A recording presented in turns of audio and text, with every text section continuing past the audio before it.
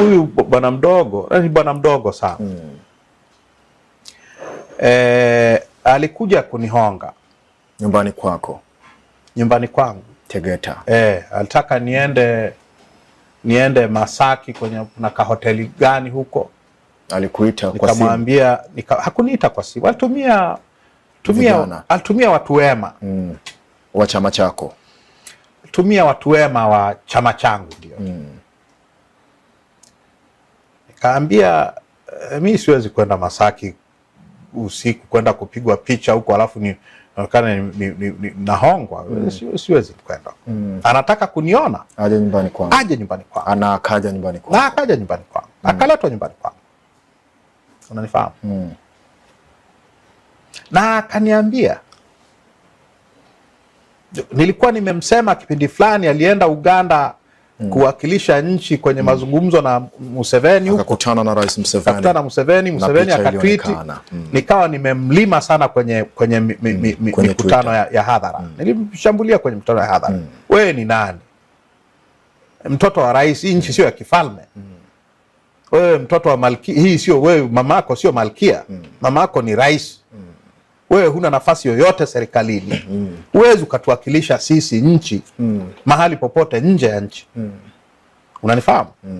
Sasa ilianzia hapo. Akakufuata Abdullah, akakufuata Tegeta. Akaja Tegeta. Wewe kwa nini unanishambulia bana wakati unifahamu nini? Mimi nahangaika tu na nini, lakini na mimi mtu mzuri naweza nikakusaidia. Anaweza kukusaidia kwenye nini? Hela. Akakwambia naweza nikakupa hela. Alisema anaweza kunisaidia. Lakini hakukutajia neno hela, Tundu Lissu. Kaka, ukiwa na akili timamu, sio lazima uambiwe mambo anayoambiwa mtoto wa miaka 5. Kwamba naenda nani nitakupa pipi. Unanielewa? Kwa hiyo mara baada ya kukwambia kwamba yeye ni mtu mzuri, ana nia ya kukusaidia na yeye anafanya tu shughuli zake kama ambavyo umesema. Nilikuwa nimeambiwa wakati nawekwa sawa. Nilikuwa nimeambiwa huyu anawapa watu hela. Amewapa fulani hela, mimi amenipa, nani amempa. Hadi hao wa chama chako kuna watu walipewa. Nilipewa list ndefu ya watu walio wanachama na viongozi wa chama chako. Unanifahamu? Na viongozi wa Chadema waliopewa hela. Nimesema nilitajiwa orodha ya watu waliopewa, kwamba waliomleta ni watu wa chama chako. Watu waliopewa hela. Na wakili kwamba wamepokea.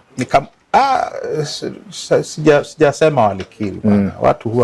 Watu huwa vitu vya namna hiyo, nani huwa anakiri kwamba nimehongwa. Ukamwambia nini Abdul? Nikamwambia, wewe unataka kunisaidia mimi?